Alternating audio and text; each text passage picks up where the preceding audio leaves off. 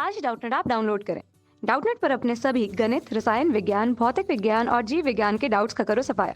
बस प्रश्न की फोटो खींचो, एक ही प्रश्न को क्रॉप करो और तुरंत वीडियो सोल्यूशन पाओ। अभी डाउनलोड करें। हेलो एवरीवन, यहाँ पे हमें क्वेश्चन पूछा गया है, आधुनिक आनुवंशिकी के जनक का पूरा नाम लिखिए। मेंडल के वंशागत के नियमों का उदाहरण सहित वर्णन कीजिए। तो आधुनिक आनुवंशिकी के जनक का पूरा नाम था Gregor John Mendel. Gregor Johan Mendel, इनका पूरा नाम क्या है? ग्रेगर जॉन मेंडल है। तो मेंडल के वंशागति के नियमों का उदाहरण सहित वर्णन कीजिए। तो इन्होंने क्या किया था? 3 नियम प्रतिपादित किए थे। मेंडल ने क्या किए थे? 3 नियम प्रतिपादित किए थे। पहला नियम था प्रभाविता का नियम। प्रभाविता का नियम। तो प्रभाविता के नियम में क्या हुआ था? एक संकर संकरण के प्रयोगों में जब एक ही लक्षण के 2 विरोधी गुणों वाले पौधों के बीच संकरण कराया गया, क्या हुआ कि जब एक ही लक्षण के 2 विरोधी गुणों वाले पौधों के बीच संकरण कराया गया तो प्रथम पीढ़ी में वही गुण प्रदर्शित होता है जो प्रभावी होता है। यहाँ क्या होता है? प्रथम पीढ़ी में वही गुण क्या होता है? प्रदर्शित होता है जो क्या हो? प्रभावी हो। तो प्रथम पीढ़ी में प्रभावी गुण ही क्या होगा? प्रदर्शित होगा। इसी को प्रभाविता का नियम कहते हैं।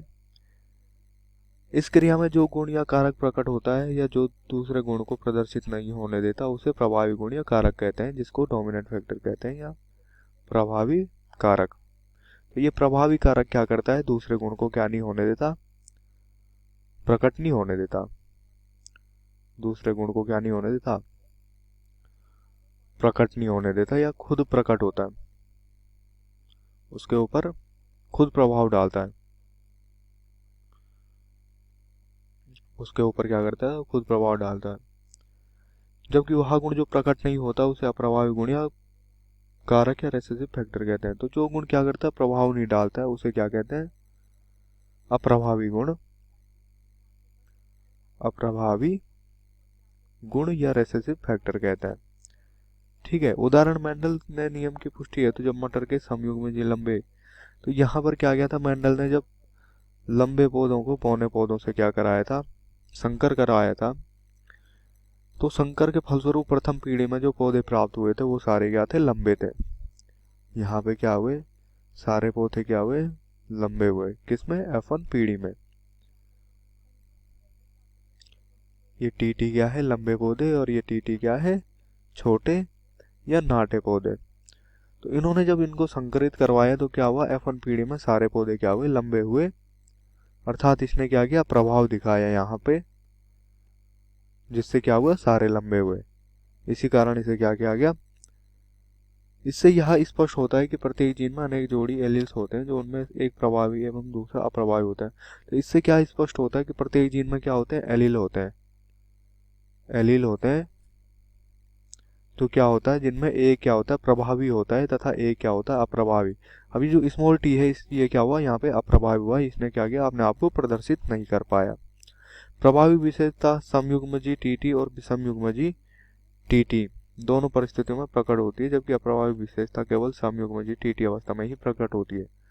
तो यहाँ पे क्या हुआ? केवल क्या हुआ? लंबे ने अपने आप को क्या किया? प्रदर्शित किया। इसीलिए इसको प्रभाविता का नियम कहा गया। अब हम यहाँ पे बात करें मेंडल के दूसरे नियम की, जो था विसंयोजन का नियम। विसंयोजन का नियम या जिसे लॉ ऑफ सेग्रीगेशन भी कहते हैं। तो यहाँ पे क्या हुआ कि मेंडल के नियम के अनुसार प्रत्येक जीन जोड़ी के कारक युग्मकों के निर्माण के समय एक दूसरे से पृथक होकर अलग अलग युग्मकों में चले जाते हैं। तो यहाँ क्या होता है? मेंडल के नियम के अनुसार क्या होता है? प्रत्येक जीन जब जोड़ी के कारक में या जीन युग्मकों के निर्माण के समय क्या होते हैं? युग्मकों के निर्माण के समय क्या होते हैं? पृथक हो जाते हैं।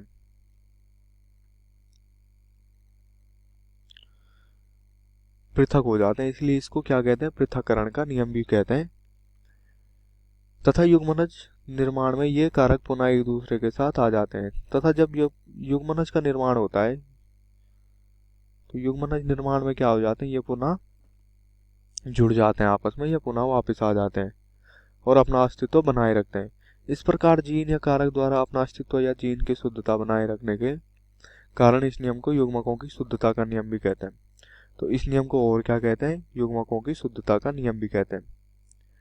युग्मकों की शुद्धता का नियम।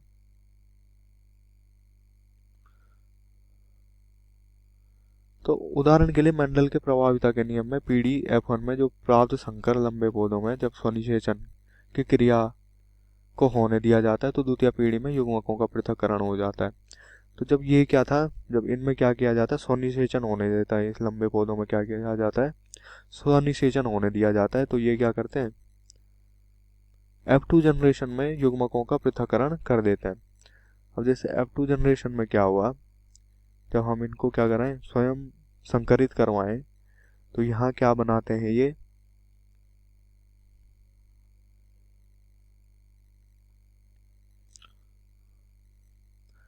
यहाँ ये पृथक हो गए क्या बनाते हैं,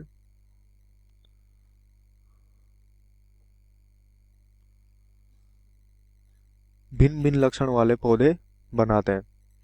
तो ये क्या है, ये तो लंबे हैं, और ये क्या है, ये नाटा पौधा क्या है, फिर से आ गया, जो कि किस अनुपात में है, 1:2:1 में। तो यहाँ पे ये जो नाटा पौधा था इसने क्या दिखाया, अपना अस्तित्व फिर से दिखाया। यदि हम फिनोटाइप के अनुसार देखें तो 3 पौधे लंबे, फिनोटाइप के अनुसार क्या देखें, ये जो 3 पौधे हैं ये क्या है, लंबे हैं, इसलिए फिनोटाइप क्या होगा इनका, 3:1 होगा। मतलब 75% क्या है, 75% पौधे लंबे थे और 25% क्या थे, नाटे थे।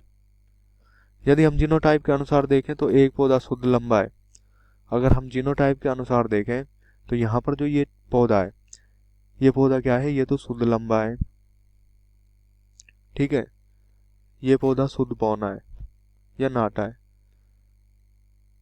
तथा दो जो पौधे संकर लंबे हैं, और ये जो 2 पौधे हैं ये संकर लंबे हैं। तो इसका मतलब हुआ ये क्या हुआ, 25% जो थे क्या थे, शुद्ध लंबे, और 50% क्या थे, संकर लंबे, और 25% क्या थे, शुद्ध नाटे। अब हम यहाँ पे बात करें आगे मेंडल के तीसरे नियम की। तो तीसरा नियम था मेंडल का स्वतंत्र अपव्यूहन का नियम। स्वतंत्र अपव्यूहन का नियम। तो ये मेंडल के नियम के अनुसार यह केवल द्विसंकर तथा बहुसंकर संकरण पे आधारित है। तो ये क्या है, द्विसंकर या बहुसंकरण पर क्या है, आधारित है, ठीक है। इसमें जब पीले व गोल आकार बीज वाले मटर के पौधे पीले व गोल मटर के पौधे किससे कराए जाते हैं, झुर्रीदार हरे पौधों से क्या कराए जाते हैं, संकरित कराए जाते हैं। तो यहाँ क्या होता है कि F1 पीढ़ी में सभी पौधे पीले व गोल बीज, यहाँ क्या होता है, F1 पीढ़ी में सभी पौधे क्या होते हैं, गोले, ये पीले एवं गोल बीज वाले होते हैं, क्या होते हैं, पीले व गोल। लेकिन जब इसको जो F1 जनरेशन है इसको क्या कराया जाता है, इसको स्वयं संकरित कराया जाता है। तो इसमें क्या आ जाता है, जो रेशो आता है, जो अनुपात आता है, वो 9:3:3:3:3 9:3:3:1 का आता है, जिसमें क्या होते हैं, 9 पौधे तो क्या होते हैं, पीले और गोल होते हैं, 3 पौधे क्या होते हैं, पीले झुर्रीदार होते हैं, 3 पौधे क्या होते हैं, हरे एवं गोल होते हैं, और एक पौधा क्या होता है, हरा एवं झुर्रीदार होता है। तो यहाँ क्या होता है, जीनों में पृथक्करण होता है, ठीक है। मेंडल के तीसरे नियम में क्या होता है, स्वतंत्र अपव्यूहन नियम में जीनों में क्या होता है, पृथक्करण होता है, तथा क्या करते हैं, ये स्वतंत्र रूप से अपने आप को क्या करते हैं, प्रदर्शित करते हैं, स्वतंत्र रूप से क्या कर देते हैं, स्वयं को प्रदर्शित करते हैं, इसीलिए इसको क्या कहते हैं, स्वतंत्र अपव्यूहन का नियम कहते हैं। कक्षा 6वीं से 12वीं से लेकर नीट, IIT, JEE वो एडवांस के लेवल तक 1 करोड़ से ज्यादा छात्रों का भरोसा। आज ही डाउनलोड करें डाउटनेट ऐप या व्हाट्सएप करें अपने सारे डाउट्स 8400 400 400 पर।